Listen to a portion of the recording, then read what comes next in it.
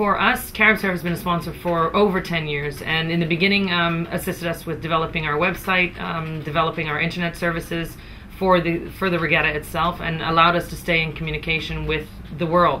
Over the years it's progressed, and we've always been able to provide results at a quick pace compared to the rest of the Caribbean, but never fast enough for us.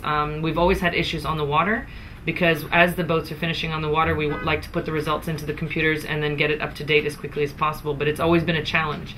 Up until the introduction of CaribServe's WiMAX 4G, the majority of the time they were using USB flash drives and putting that in a dinghy, and somebody would actually steer that dinghy to shore and actually put it in a computer and load it up on a website. Well, the results have changed since that person left the boat, etc., etc. This year, for the first year, we were able to, with the new WiMAX system, have almost instant results. I can say that our boats all had a WiMAX system on board, and as the boats crossed the finish line, we would enter in the finish times onto the computers, and basically online on our website and on our results system, the results were instant. The other thing that they had, which was very unique, and it's the first time it's ever been used at the regatta, particularly in the Caribbean region, was the real-time scoring boards, the digital scoreboards that were placed at different locations throughout the shore venue. And those were also driven by WiMAX, CaribServe WiMAX-based 4G CPEs.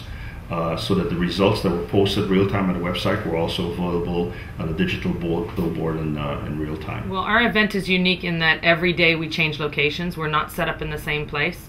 So we have different locations on Friday, Saturday, and Sunday. And so during the year, our setup is very simple, and we have a great communication with CaribServe. And then when the regatta happens, we have extra capacity that we have to handle, and we have to go to different locations. So we always had this, it started out with a 40-footer container that we would have to have power connected to, and the technician would come out and put up the antenna with a long pole and put on the router and everything, set it all up, and then at the end of the day the technician would have to sort of hang out in case there were any problems.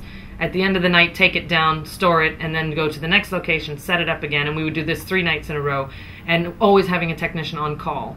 And that became very difficult for CaribServe as well, because the system was already at capacity during that week with all these extra people on the island, and the technicians were always at capacity, and they were always stressed and having a lot of other work to do, not just for the regatta.